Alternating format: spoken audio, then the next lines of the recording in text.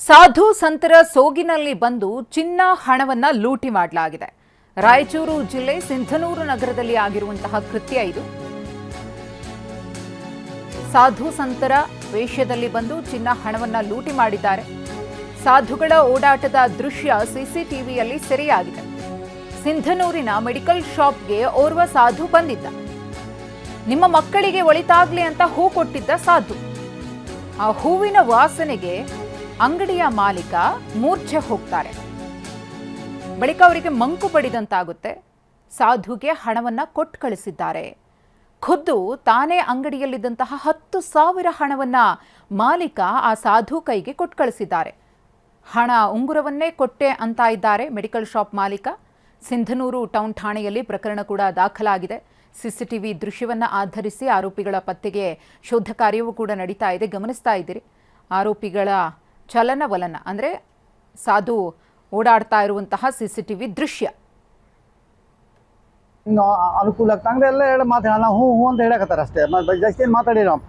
ಸಲಹೆಯೊಂದು 5 ನಿಮಿಷ ಬಿಟ್ಟು ನಮಗೊಂದು 2 ಹೂ ಕೊಟ್ಟ. ನಿಮಗೆ 2 ಹೂ ಕೊಟ್ಟ ತಕ್ಷಣ ಏನು ಮಾಡಿದೆ, ಕೈಗೆ ಮತ್ತು ಸ್ವಲ್ಪ ನಾವು ಸ್ವಚ್ಛ ಮಾಡಕತ್ತಾರೆ ಅಂಗಡಿ, ಕೈಲಿ ಸ್ವಲ್ಪ ಹೊಲ್ಸಿದ್ದೆ. ನಾವು ಏನು ಮಾಡಿದ್ವಿ, ಪೇಪರ್ ಮೇಲೆ ಇಲ್ಲಿ ಇಟ್ಟುಬಿಟ್ಟಿದ್ದೆ.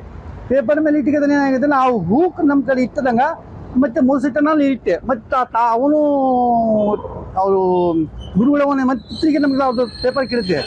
ಮತ್ತು ನಮಗೆ ಹೂ ಕೊಟ್ಟಿಗೆ ಈ ಥರ ನಮಗೆ ತೋರಿಸಿದೆ ಹೂ. ಮತ್ತು ಸಡನ್ಲಿ ಅದು ಹೂ 2 ಹೂ ಕೊಟ್ಟಿದ್ದೆ. ಅದೇ ಹೂ ಈ ಥರ ತಾನು ಜಾದುಗ ಈ ಥರ ಆಗ್ಬಿಟ್ಟು ನೋಡ್ರಿ, ಇದೇ ಥರ ಆಗಿದೆ. ಅದು ಕೊಟ್ಟಿದ್ದೆ ಬರೀ ನಮಗೆ 2 ಹೂ, ಈ ಥರ ಹೂ ಬರೀ 2 ಹೂ ಕೊಟ್ಟಿದ್ದಾರ. ಆ ಹೂ 1 ಸೆಕೆಂಡಿಗೆ ಒಳಗೆ ಈ ಥರ ಆಗ್ಬಿಟ್ಟೆ ಜಾದುಗಲ್ಲ.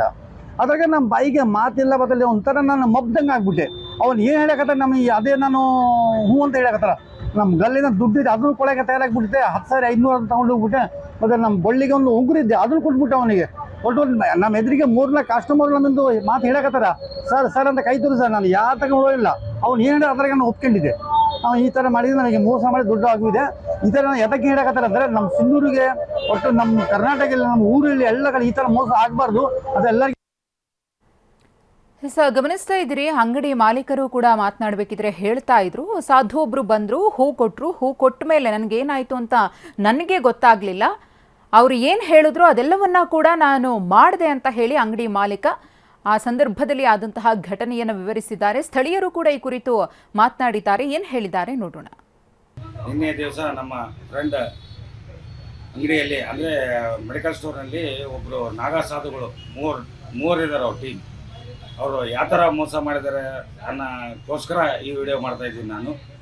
ಇನ್ನೇ ದಿವಸ ಅಂದರೆ ಅವರು ಬೆಳಗ್ಗೆ ಸುಮಾರು 10 ಗಂಟೆ ಸುಮಾರು ಬಂದು ಅವರು ಫಸ್ಟ್ ಕೇಳೋದು ನೀರು ಕೇಳೋಕ್ಕೆ ಬಂದಿದ್ದ. ಅವನು ಯಾರೋ ಸ್ವಾಮೀಜಿ ಟೈಪ್ ಇದ್ದಾರೆ ಅವರು. ನಿಮಗೆ ಬೇಕಾದ್ರೆ ನಾನು ಫೋಟೋ ತೋರಿಸ್ತೀನಿ ಎಂಡಲ್ಲಿ.